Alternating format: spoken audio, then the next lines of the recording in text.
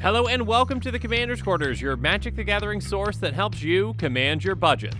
This show and episodes like this one are possible thanks to viewers like you. If you're looking for an easy way to help support this show, make sure that you like, share, and subscribe. Also, hit that bell notification icon so you don't miss any new episodes. You can also go check out our playmats and other merchandise at thecommandersquarters.com. We also have a ton of brand new t-shirt designs in stock, so make sure you check out those as well. Another easy way to support this show is with our TCG Player affiliate links. So whether you're buying a deck or individual cards, you can use this general link right here or one in the description. And the final way that you can support this show is by supporting us directly by becoming a patron. There are many benefits to being a patron, and I truly couldn't do this without all of their support. Hey everyone, Mitch coming in from the Commander's Quarters studio. Welcome to the show. Hey everyone, so if I sound just a bit different today, it's because I had to change my recording setup again.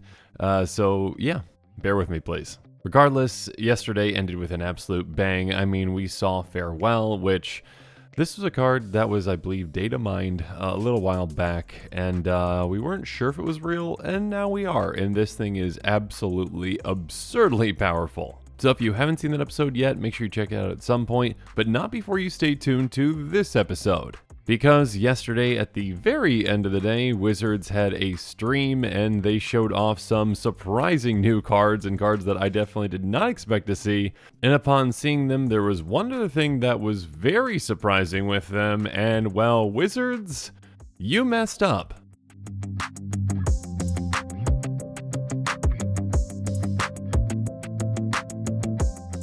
Now, back in the original Kamigawa block, we got the Myojins, which included, here we go, Myojin of Cleansing Fire, Myojin of Life's Web, Myojin of Infinite Rage, Myojin of Seeing Winds, and Myojin of Night's Reach. Each of these can be pretty exciting and splashy cards in the right deck. I mean, I think I originally had my Myojin of Seeing Winds in my Joda deck, and that thing is an absolute blast to get into play. That being said, they really don't see that much play in EDH, and yeah, they definitely don't see basically any play as commanders. And there's a pretty easy reason for that. Let's just take a quick look at Myojin of Seeing Winds to see what I'm talking about. Well, I guess you can look anywhere on the screen, but I'm going to look there. It's a 3/3 legendary creature spirit that costs 7 blue, so 10 mana in total for, a legendary creature. So technically, yes, this can be your commander. Its Oracle text reads, Myojin of Seeing Winds enters the battlefield with a divinity counter on it if you cast it from your hand. Myojin of Seeing Winds has indestructible as long as it has a divinity counter on it. Remove a divinity counter from Myojin of Seeing Winds, draw a card for each permanent you control. So obviously that divinity counter is quite important to, actually be on this creature.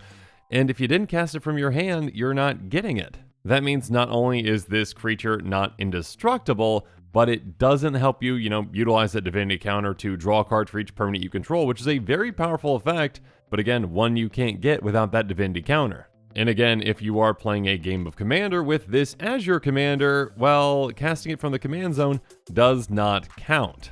So if you really want to, you can have somewhat of a kind of convoluted way of casting it, getting it out, and then finding ways to bounce it back to your hand. I mean, with all these, I guess Myojin of Seeing Winds is probably the easiest to do that with, though it does cost 10 mana to do so, to actually get out the first time. But there are ways to actually bounce it back to your hand, and I kind of made a janky deck around this where I tried to make this work. And yeah, again, it takes a long time to actually get this out, bounce it back to your hand, and then get it back out for that divinity counter. So in other words, yeah, there's a reason why each of these commanders essentially sees no play as a commander. I mean, I think in total between the 5 commanders, they've got like less than 50 decks to their name overall on EDH Rec. Regardless, obviously, these cards came out in 2004 and were not designed with Commander in mind, which is completely understandable. I mean, obviously, Commander is what it is today, but it definitely wasn't back then. Now, why am I bringing up these old cards? Well, in that stream from Wizards yesterday, they had a very exciting reveal that they are bringing back the Myojin. 5 new Myojin, and let's start off with Myojin of Blooming Dawn. It's a 4/6 legendary creature spirit that costs 5 white. Myojin of Blossoming Dawn enters the battlefield with an indestructible counter on it if you cast it from your hand.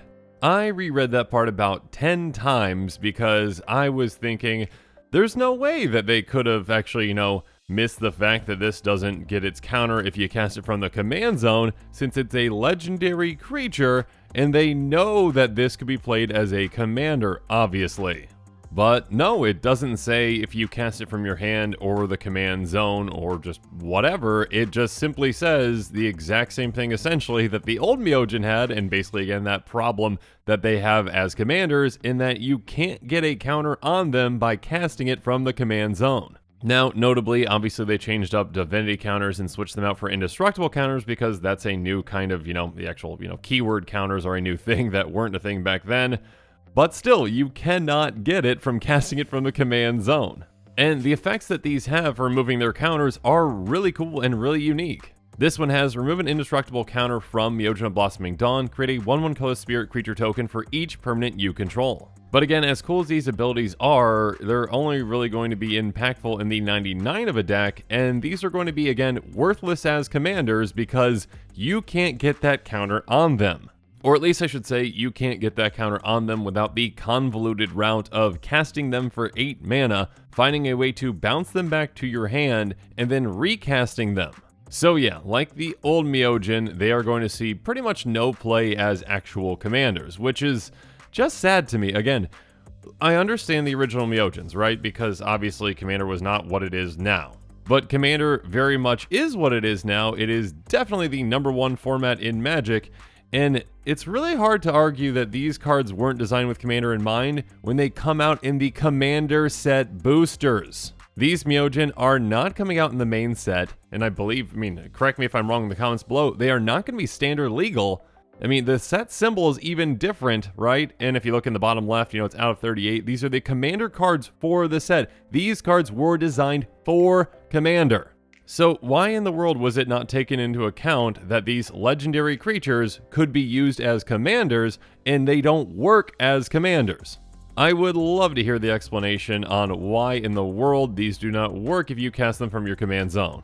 Just the thought process behind the design of this card is baffling to me. And again, the effects on these commanders are very interesting and very unique, and you could build a lot of fun decks around them. If they work properly, I should say. And it's not like these abilities are overpowered or broken on an 8-mana mono-colored commander. For Pete's sake, we got Jin-Gitaxias in this set. Soapbox aside, yes, these are interesting cards that can definitely see play in the 99 of a deck and can do very powerful things, so let's go through the rest of them now. So next up we've got Myojin of Cryptic Dreams, a 3/3 legendary creature spirit that costs 5 blue. And actually, let me just mention this real quick. Although the power and toughnesses, I believe, are different on each of these, the actual mana cost is basically the exact same thing, 5 generic mana, and then 3 pips of their color. And actually, the other thing that's the exact same thing about these cards is that next line, again, Myojin of Cryptic Dreams enters the battlefield with an indestructible counter on it if you cast it from your hand. Obviously, with the actual name change. But yes, every single one has the exact same text. And unfortunately, again, they are not mentioning the command zone. Regardless, this one's ability is quite awesome. Remove an indestructible counter from Myojin of Cryptic Dreams. Copy target permanent spell you control 3 times. The copies become tokens. So that is a very powerful and unique effect. Again, when you've got a permanent spell on the stack, say, a big creature, maybe like, an Avenger of Zendikar or something like that, you can remove the indestructibility counter for it, and make 3 copies of Avenger of Zendikar coming into play. So this can help out with other finishers as well, or do some other powerful things, and we'll talk about one specific thing it can do here in a bit. Next up, though, let's talk about Myojin of Grim Betrayal, a 5/2 spirit for 5 black. Gonna skip that next part because it's the same. Remove an indestructible counter from Myojin of Grim Betrayal. Put onto the battlefield under your control all creature cards in all graveyards that were put there from anywhere this turn. So this is actually a very cool interaction. Obviously all those Myojins enter the battlefield with an indestructible counter on them, again if you cast them from your hand, so they are really hard to deal with, and also they can survive a lot of board wipes. So cast a board wipe, destroy all creatures. This Myojin is going to stick around and survive that. Then you remove that indestructible counter from it to get all creatures that were destroyed and put into graveyards this turn into play under your control. So yeah, that can be quite the powerful thing and quite the game-changing play when you're set up correctly. But next up, let's move on to Myojin of Roaring Blades, a 7/4 spirit for 5 red. And by removing its indestructibility counter from it, it deals 7 damage to each of up to 3 targets. Now, in my opinion, this ability isn't quite as impactful as the other ones that we've seen so far, but again, you do get a larger body on this Myojin, a 7/4, and again, a 7/4 indestructible is something to be taking seriously. So obviously you can dish out damage in combat with this, and then when you need to, you can take off that indestructibility counter to take out 3 targets. Or, if you want to ping an opponent to the face, or, take out their creatures or planeswalkers, you've got options. Regardless, again, still an interesting effect, just not, in my opinion, as powerful as the previous ones that we've seen so far. Speaking of which, how about Myojin of Towering Might in 8/8 Spirit? So again, the biggest of the Myojins that we've seen so far, that costs 5 green, green, green. So yeah, I guess not all that surprising that the green Myojin has the largest power and toughness. Regardless, by removing an indestructible counter from Myojin of Towering Might, you distribute 8+1 counters among any number of target creatures you control. They gain trample until end of turn. So, in my opinion, this one is even less impactful of an ability than the red one. I mean, there are definitely things that you can do in a counters build, and, distributing that many counters is great, but in comparison to, copying a permanent spell 3 times, or reanimating all creatures that died, or, making a creature token for every single permanent you control, it's just not all that splashy. That being said, again, kind of in exchange for that, you are getting an 8/8 indestructible for 8, so yeah, definitely the biggest of the Myojin, but again, with, in my opinion, the least powerful out of all of the abilities. Though I'm sure some argument can be had between this one and the red one. Regardless, at the end of the day, again, unfortunately, none of these are really going to make it as commanders because of what I see as, well, it can't be an oversight at this point. I mean, these cards were made specifically for commander. It's not an oversight. It was definitely had to be intentional that they said, no, we don't want them to get that indestructible counter when you cast from the command zone. Only if you cast from the hand, so obviously the intention with these is, hey, we really don't want people to play these as commanders for whatever reason. We only want them to be played, as in the 99. So, I don't know why. Regardless, if you do want to build around these Myojin, not as commanders, but in the 99, there are definitely ways to do so. And yeah, I mean, at this point, there are 10 Myojin out there, so you could definitely do somewhat of a Myojin Tribal kind of deck. And of course, a fantastic commander for a Myojin Tribal deck is Joda Archmage Eternal. Joda is a 4/3 flying human wizard that says you may pay Wooburg rather than pay the mana cost for spells that you cast. So yeah, if you want a deck that has all 10 Myojin in it, you need a 5-color commander, and Joda definitely fits the bill and helps you out a lot. Joda is a commander that helps you cheat on mana cost on spells, so essentially, again, instead of having to pay for Myojin's prices, which can be quite high, again, the most recent Myojin that we just went over each have a converted mana cost of 8, and, I think it goes all the way up to, Seeing Winds, which has a converted mana cost of 10, so yeah, these Myojin can be quite expensive to actually cast, but now you can just pay Wooburg, which, does require a lot of mana fixing, but in this kind of a deck you can easily do that. But yeah, you're essentially just paying 5 mana in total instead of actually paying their mana cost, and you still are casting them from your hand when you're doing so, so you do get their, Divinity or Indestructible counter depending on, which ones you're casting. And again, those Myojin can have some really powerful effects, and they can be hard to deal with again, when, if they've got their Divinity or Indestructible counter on them, they can be hard to deal with, and then when you need their powerful effect, remove it. And of course, there are actually ways to use and abuse that by getting more counters on them, and I would highly recommend focusing on that with this kind of a deck, so yeah, definitely include these next types of cards. And I, of course, am talking about cards that deal with proliferating, with cards like Tezzeret's Gambit, Flux Channeler, and Pollen Bright Druid. Tezzeret's Gambit says, draw 2 cards, then proliferate. Again, proliferating means that you choose any number of permanents and/or players and give each another counter of each kind already there. So essentially, definitely don't remove your Myojin's first indestructibility or divinity counter. Make sure that you proliferate first. That way you can get a second counter on them and then use one of the counters to remove it to actually get the effect while still keeping a counter on it. So in that way, your Myojin stays indestructible, number 1. Number 2, if you proliferate again, you can get more counters on them. So essentially, you can get their very powerful effects over and over again with this type of a strategy. And Flux Channeler can really help out with this. It's a 2/2 human wizard that says, whenever you cast a non-creature spell, proliferate. So essentially, get this out, get your Myojin out with Joda, start casting some non-creature spells, get a lot of divinity and indestructible counters on your Myojin, and take off some counters for some incredible effects. But one card that I really want to highlight that can be especially powerful with these new Myojin, actually especially with the blue one with Cryptic Dreams, is Pollen Bright Druid. And actually, now that I think about it, if you've got a sacrifice outlet, it can also be incredibly powerful with the new Grim Betrayal Myojin too, I believe. Regardless, this is a simple 1/1 elf druid that has, when it enters the battlefield, choose 1, put a +1 counter on target creature, or proliferate. So again, this is a proliferate effect on an ETB, and actually I believe that there are 3 or 4 creatures that kind of have an ETB with proliferate, and yeah, you can just basically go infinite with this once you're set up properly.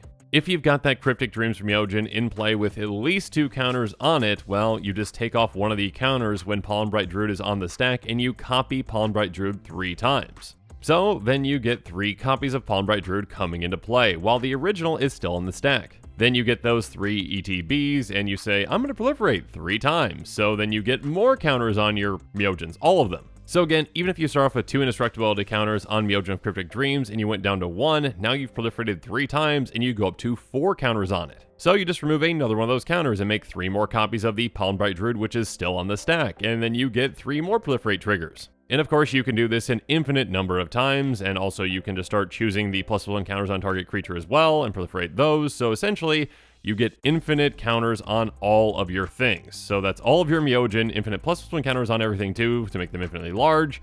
And yeah, obviously then you can activate all your other Myojin an infinite number of times as well. And again, like I mentioned, I think this can also work, if you've got a free sacrifice outlet in play and Myojin of Grim Betrayal with at least 2 counters on it. Again, just sacrifice the Pollen Bright Druid, then remove that indestructibility counter from Grim Betrayal to reanimate it, and yeah, you can just keep doing that again and again and again, getting that proliferate effect again and again and again. Regardless, at the end of the day, these are very exciting cards for certain decks. Again, I very well might be one who goes and builds a Joda Myojin Tribal deck because I think that could be a lot of fun. That being said, not allowing these to work as commanders, I believe, is a huge miss. And again, the explanation is probably going to baffle me as to why they decided not to make these work in the command zone as well. They are definitely not overpowered. Yes, there are powerful things that you can do with them when you have all 5 colors and you can do those kind of loops with Cryptic Dreams and Grim Betrayal, etc, etc, etc. But yeah, these are not overpowered commanders. They have a high converted mana cost, they are in mono colors, and yet we saw Jin Gataxias and Hinata in this set, and these are not anywhere near those levels. So yeah, to me this was a huge miss, and Wizards, yeah, you messed up. And you messed up when you didn't have to. And it seems like you messed up intentionally. And I don't know why. And with that, the show is coming to a close, so it's my turn to hear from you. So in the comments below, let me know what your thoughts on this episode are, and as always, thanks again and have a good one.